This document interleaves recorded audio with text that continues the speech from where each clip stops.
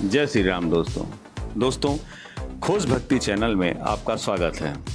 खोज भक्ति चैनल आज आपके लिए जो प्रसंग लेकर के आया है उस प्रसंग का नाम है गृहस्थ में स्वर्ग। तो दोस्तों चलते हैं प्रसंग की तरफ। और हाँ, अगर अभी तक आपने वीडियो को लाइक नहीं किया है और चैनल को सब्सक्राइब नहीं किया है तो कृपया चैनल को सब्सक्राइब करें। तो दोस्तों चलते हैं प्रसंग की तरफ। यजुर्वेद के 8वें अध्याय में एक मंत्र आता है जिसके देवता गृहपति हैं। गृहस्थ की आधार भूमि विशुद्ध रूप से पार्थिव है। व्यवहारात्मकता, संसारिकता, लौकिकता की ही यही बहुलता रहती है। आधुनिक परिभाषिक शब्दों में इसे घोर यथार्थवाद या प्रत्यक्षवाद ही कहा जा सकता है। अर्थ और काम दो ही इसमें प्रधान हैं। अधिकांश गृहस्थ इसी में फंसे रहते हैं। अर्थ और काम से संबंध समस्याओं को सुलझाना ही उनका एकमात्र उद्देश्य रहता है। ऐसे गृहस्थ को अलौकिक आदर्शवादी तत्व की ओर प्रेरित करना विरले व्यक्तियों का ही कार्य है। दोस्तों, गृहस्थ में दो के मार्ग क्या हैं? जीवन एक यज्ञ है। ब्रह्मांड भी यज्ञ का ही रूप है। गृहस्थ पर विचार करें तो वह भी यज्ञ रूप प्रतीत होता है। मानो यदि इस आश्रम को यज्ञमय समझ कर चले तो निस्संदेह गृहस्थ स्वर्ग बन जा सकता है। देव की पवित्रता के दर्शन उसे यही हो सकते हैं। गृहस्थ में प्रवेश करते ही मनुष्य एक से दो हो जाता है। इसके पूर्व उसे अपनी ही चिंता थी, अब उसे अपनी पत्नी या पति की भी चिंता करनी पड़ती है। गृहस्थ में पति पत्नी का रक्षक बनता है और पत्नी पति का पालन करती है। दोनों एक दूसरे के हित में अपना हित समझते हैं। यह स्वार्थ से निकल करके परार्थ में प्रवेश करना है, जहाँ परार्थ भी स्वार्थ ही है। पत्नी की रक्षा पति की ही रक्षा है और पति का कल्याण पत्नी का कल्याण है। इस भावना से समन्वित होकर ही गृहस्थ चल सकता है, अन्यथा नहीं।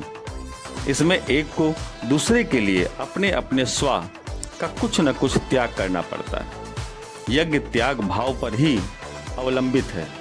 त्याग के साथ दंपति को संयम भी करना पड़ता है। शरीर, वाणी और मन तीनों का ही संयम अपेक्षित है। गुरुजनों की पूजा, माता पिता का आदर, पवित्रता से जीवन यापन करना, घर को साफ सुथरा रखना, ब्रह्मचर्य का पालन, अहिंसा का व्यवहार शारीरिक तप में आते हैं। परस्पर ऐसा भाषण करना जो किसी को उद्योग न करे, सत्य प्रिय तथा हितकर हो और धर्म ग्रंथों के स्व अध्याय में लगे रहना, जिससे कर्तव्य का बोध होता रहे।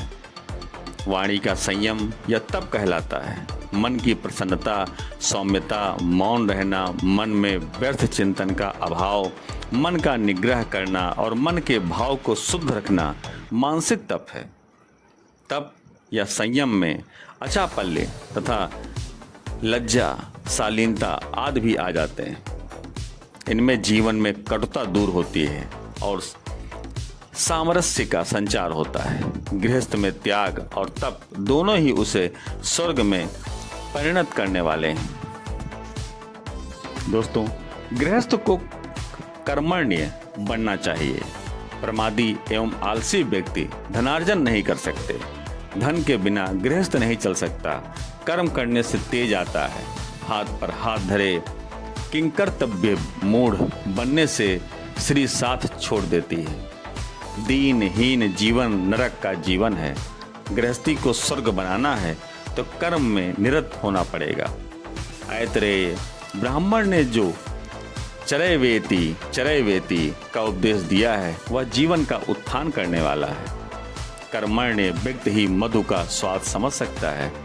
यजुर्वेद के प्रथम मंत्र ने ही हमें श्रेष्ठतम कर्म करने की प्रेरणा दी है। कर्मण्य बनने का अर्थ ऊल जलूल कर्म करना नहीं है। कुत्सित कर्मा प्राणी स्वयं दुखी होते हैं तथा दूसरों को दुखी करते हैं।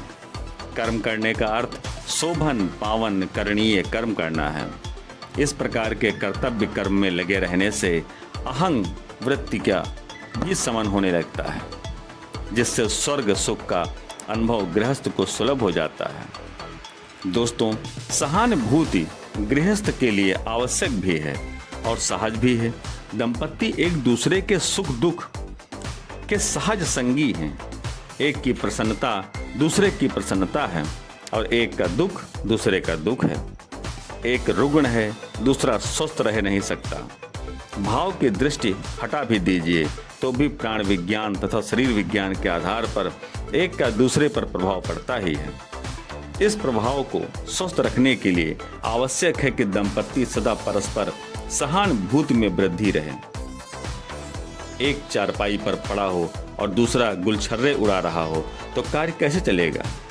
एक को दूसरे का दुख बांटना चाहिए, तभी सुख भी दोनों का समान स्तर पर आ सकेगा। सहनशीलता भी गृहस्थ के लिए आवश्यक है। यदि किसी ने कुछ अपशब्द कह दिया या विरुद्ध कार्य कर दिया तो उससे तुनक कर रुष्ट या क्रुद्ध होकर कोप से बाहर नहीं हो जाना चाहिए, यानी कि अपने आपे से बाहर नहीं होना चाहिए। उस समय उसको सह लेना ही श्रेयस्कर है। बाद में अनुकूल अवसर पा करके शांति से उसे समझा देना चाहिए कि अपशब्द या विरुद्ध कार्य कैसी प्रतिक्रिया उत्पन्न करते हैं और उनसे जीवन कितना किरकिरा बन जाता है। सौहार्द पूर्वक यदि एक दूसरे को सहन करना चलेगा तो एक दिन घर के सभी सदस्य सौमनस्य का अनुभव करने लगेंगे। सहनशीलता में अहिंसा, अक्रोध, शांति, मार्दव, धृति तथा क्षमा की भावनाएं भी सम्मिलित हैं। धैर्यपूर्वक शांति का वायुमंडल बनाए रखना इन सभी भावों पर अवलंबित है। गीता में इन्हें दैवी संपदा में स्थान दिया है, जो मोक्ष का कारण है। प्रत्येक गृहस्थ को पंच महायज्ञ प्रतिदिन करने चाहिए। ब्रह्म यज्ञ, देव यज्ञ, हवन तथा पूजन, पितृयज्ञ, भूत यज्ञ, मानवेतर प्राणियों का ध्यान रखना और मनुष्य यज्ञ, अतिथि यज्ञ, घर पर आए हुए साधु परोपकारी विद्वान संतों का सत्कार, ये गृहस्थ को स्वर्ग की ओर ले जाने वाले हैं। इन सब का पर्यवसान दिव्यता में होता है। पंच महायज्ञ गृहस्थ को पवित्र बनाने वाले हैं। पवित्रता देवलोक की सीढ़ी है। इसमें यह लोक तो बनता ही है, परलोक भी सुधरता है। यज्ञहीनों के लिए यह लोक ही नहीं है, तब परलोक की तो बात ही क्या। गृहस्थ को स्वर्ग बनाना है तो हमें उपर्युक्त दैवी पथों का अवलंबन करना पड़ेगा। आसुरी पथ तो यहाँ प्रभुत्ता मात्रा में दिखाई देते हैं। ऐसे ऐसे निर्दय, क्रूर, हिंसक, निर्मम हत्यारे यहाँ मौजूद हैं जो अपनी विवाहिता पत्नी को नरकीय क्लेश देते हैं। क्लेश ही नहीं, चाकू और छुरों से मार करके उसे समाप्त कर देते हैं और घर के ही अंदर मिट्टी का तेल डालकर जला देते हैं। जो लोग आततायितापूर्वक यो पत्नीवत करते हैं, उनको क्या नाम दिया जाए? क्या वे मानव हैं? विज्ञान के बढ़ते हुए चरण जिस सभ्यता के उपक्रम में लगे हैं, उसमें ये जघन्य कर्म अब भी कुछ वर्गों की अमानवता, नृशंसता एवं हिंसक अवस्था प्रकट कर रहा है। ऐसे व्यक्ति इस धराधाम को अपने गहिर पाशव कृत्यों से नरक बनाए हुए हैं। वेद मंत्र का अनुसरण करते हुए हमें अपनी निवास गृहों को यज्ञीय एवं पवित्र बनाना चाहिए। गृहस्थ में स्वर्ग का अनुभव दैवी पथों पर चलने से होगा। हम सभी सुख चाहते हैं, फिर सुख प्रदाता दिव्य पथ पर आज और अभी क्यों नहीं चल पड़ते? तो दोस्तों, यह मार्मिक प्रसंग आपको कैसा लगा?